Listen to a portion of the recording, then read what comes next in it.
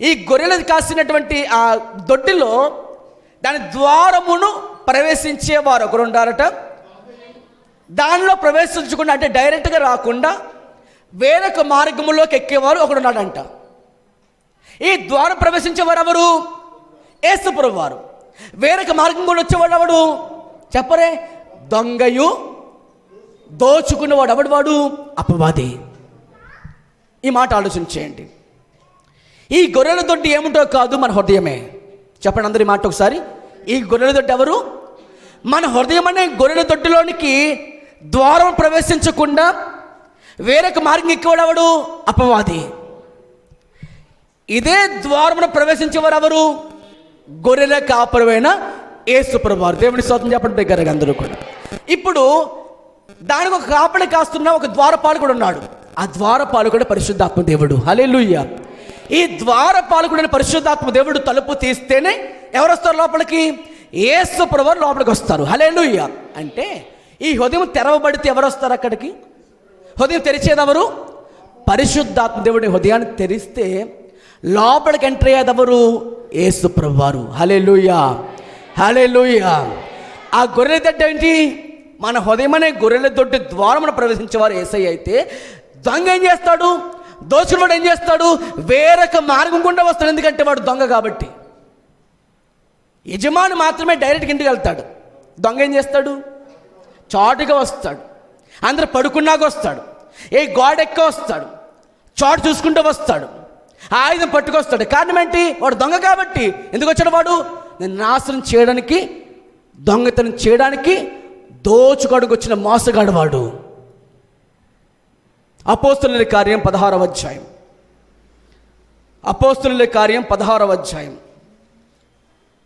14 చదవండి.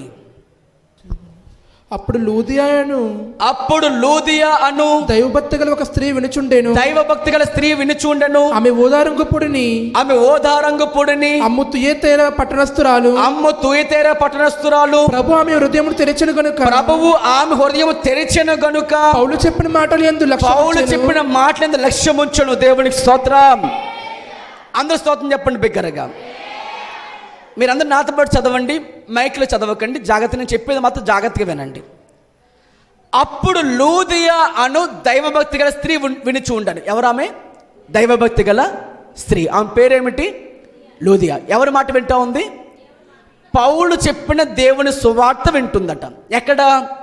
ఒక నదీ తీరములో, ఒక సముద్ర తీరంలో వాక్యం చెప్తుండగా వింటూ ఉంది ఆమె. ఆమె ఎవరట? దైవభక్తి గల స్త్రీ. కానీ హృదయం ఎలా ఉందట? ఆమెకి మూయబడి ఉంది. ఎలా ఉంది ఆమె హృదయం? భక్తి కలిగిన స్త్రీయే, కానీ ఎలా ఉంది హృదయం మాత్రం? చాలామంది హృదయాలు భక్తి అయితే చేస్తున్నారు, పాటలు అయితే పాడుతున్నారు, వాక్యం అయితే చదువుతున్నారు, ప్రార్థన అయితే చేస్తున్నారు, ఉపవాసం అయితే చేస్తున్నారు, కానీ ఏముంది? హృదయం ఎలా ఉంది? మూయబడి ఉంది. కానీ ఎవరు వాళ్ళు? భక్తి గల వాళ్ళే, కానీ లోపల ఏమి లేదు, హృదయం తెరవబడి లేదు. అలా ఉంటుండగా వినిచి ఉండను. ఆమె ఓదారంగా పొడిని అమ్ము తుయతెర పట్టణస్థురాలు. ప్రభువు ఆమె హృదయమును తెరచెను. గట్టిగా చప్పట్లు కూడా స్తోత్రం చెప్తాం. అంటే మూయబడిన హృదయము ఎందుకు మూయబడిపోయింది?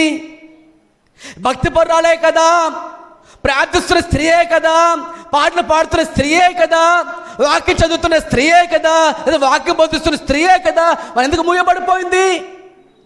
కారణం ఆమె మాత్రమే కాదు, ఈ లోకములో ఉన్న ప్రతి మానవుని హృదయం ఏమైపోయింది? మూయబడే ఉంది. ఏమై ఉంది చెప్పండి అందరూ కూడా. మరి పైకి ఎవరు? భక్తి గల వాళ్ళే. పైకి ఎవరు? భక్తి గల వాళ్ళే, కానీ ఏమో లేదు, హృదయం మాత్రం తెరవబడలేదు. కారణం దేవుడే తెరవాలి. స్తోత్రం చెప్పండి బిగ్గరగా. హల్లెలూయా, హల్లెలూయా. అలాంటి స్త్రీకి ప్రభువు మాట వినబడగానే, ఆ మాటకు ఎందుకో తెలియదు కానీ ఆమె లోపల ఏమొస్తుందట? పశ్చాత్తాపం కలుగుతుంది. హల్లెలూయా. ఆ మాటకు ఆమె కన్నీరు వచ్చేస్తుంది. దేవుడు ఎంతోమంది స్త్రీలు అక్కడ కూర్చొని ఉండవచ్చు, అంతమంది సువార్త వింటున్నా కానీ దేవుడు పర్టికులర్గా హృదయం చూసే దేవుడు కాబట్టి, హృదయ పరిశోధకుడు కాబట్టి, ఆ హృదయం పూర్తిగా లోతులు తెలుసుకున్న ఆయన ఆమె హృదయాన్ని తెరిచాడంట. గట్టిగా స్తోత్రం చెప్పండి బిగ్గరగా. ఏం చేశాడంట? ఆయన హృదయాన్ని తెరిచాడంట. కారణం ఆమె దేవుని మాటలపైన లక్ష్యం ఉంచిందట. దేవుడు నాతో మాట్లాడుతున్నాడు, ఆమెన్. దేవుడు నన్ను దర్శిస్తున్నాడు, ఆమెన్.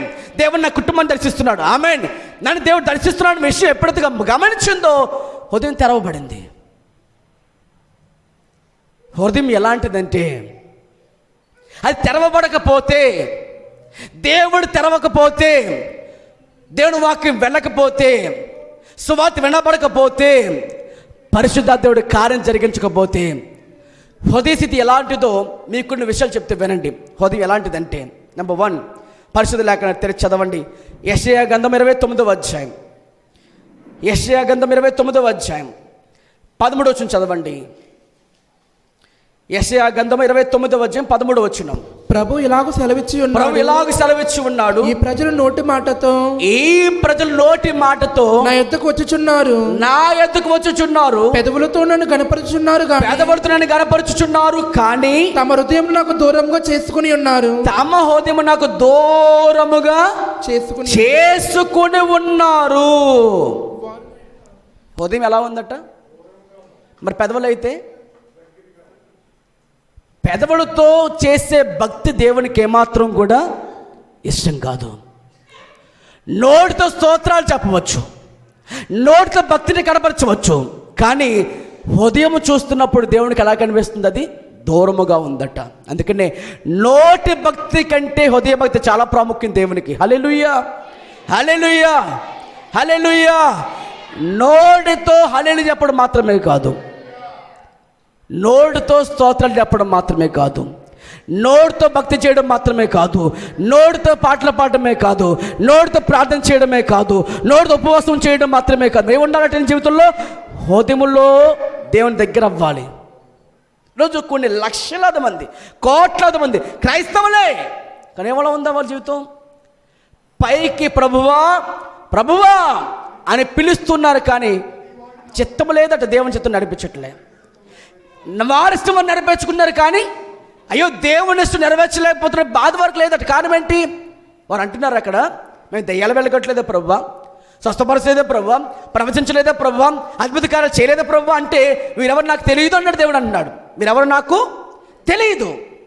మీ నామను ఉపయోగించుకున్నారు, కానీ వ్యాపారం చేస్తారు. మీ నామను ఉపయోగించుకున్నారు, మీరు ఏం చేస్తారు? మళ్ళీ నాకు ఇష్టం కాకుండా జీవించారు. అందుకే ప్రభు చెప్తున్నమాట, పెదవులతో గణపరిచే దానికంటే కూడా హృదయం నాకు కావాలి. హల్లెలూయా, హల్లెలూయా. భక్తుడు యెషయా చెప్తున్న మాట ఏంటి? ఈ ప్రజలు దేవుని సన్నిధికి నోటి మాటతో వస్తున్నారు, కానీ హృదయం దూరంగా ఉంది. నోటి భక్తి కంటే కూడా హృదయముతో చేసిన భక్తి చాలా చాలా ప్రాముఖ్యము. దేవుని స్తోత్రం. ఎందుకంటే యేసు ప్రభువారు వచ్చింది నీ నోటి మాట వినడం కోసం కాదు,